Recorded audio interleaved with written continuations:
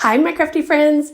So today I got a package and it had this bubble wrap in there. And I thought, oh, I know what I want to do. So I grabbed out a piece of scrap fabric and I've had this little wooden stocking forever. And I just am tracing the shape of it onto the, I've got the fabric folded over on itself. So I'm just going to kind of pin it so that way I can just cut it and the fabric won't move around on me.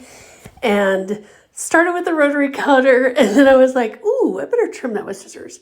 So here's what we're gonna do with the bubble wrap.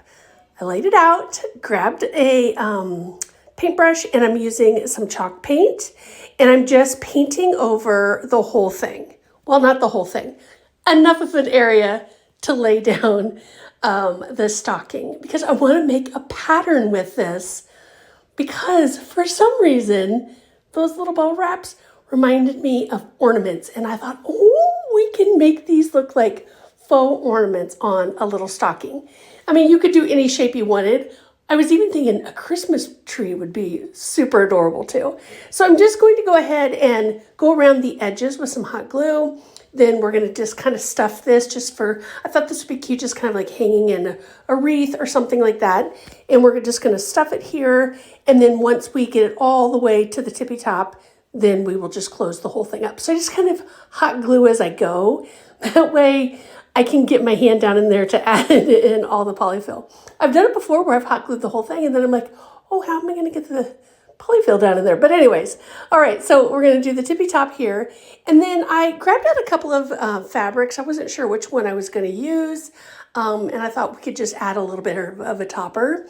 But first, you guys, now this fabric frays really easy, which is my favorite kind, because you guys know I like everything distressed. So I'm going to take a piece of sandpaper and I'm actually going to sand the edges. Not only does it kind of fray it, but it kind of, I don't know, distresses it in a way too. So that way you didn't have to sit there and pick the fabric the whole time. Sometimes a little sandpaper will do the trick, but I thought that would be cute just to kind of add that other element. You can see not all the bubbles came through, which is fine, because again, I want to make some of them look like ornaments. And I knew if I did all of them, it would kind of be harder to see, I think, just because we're going to add a little bit of gold puffy paint. So I was going to go around it, like we're outlining the ornament, and then add like the little hook. And like I said, I just did some that you can barely see. I added those too, because then I went back through and some of them did polka dots and little wavies. Look how cute that is. But look how, it's so charming. Look at this. Ah, adorable. Oh my goodness. All right, friends, thanks so much for watching. Don't forget to follow the page for more crafts.